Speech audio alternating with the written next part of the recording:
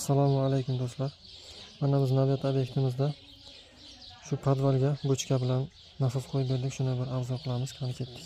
Bismillah. Kirganda o'ng qo'l tomonga joylashtirdik. Bu yerda nasosimiz va 500 talik bochkamiz. Bu yerda ko'chadan kiryapti suvimiz. Bitta kontrolni kran qo'yilgan. Kirib bu bochkamiz to'ldiradi. Va bu yerda biznes variantimiz. Barasha kranimiz va bitta обратный klapanimiz. Tak, pastdan suv chiqyapti va nasos tortib hammomga haydayapti. Bu tepadan bu yoqqa hammomga kirib ketyapti. Va bunimiz bez bochka variant. Bochka remont bo'lganda, boshqa bo'lganda ikkita past va tepadagi kranlar bekiladi va premay ko'chadan tortib nasos haydaveradi. Bu yerda paployimiz qo'yilgan обязательный. Va nasosimiz, rozetkalarimiz. Shunaqa gaplar do'stlar.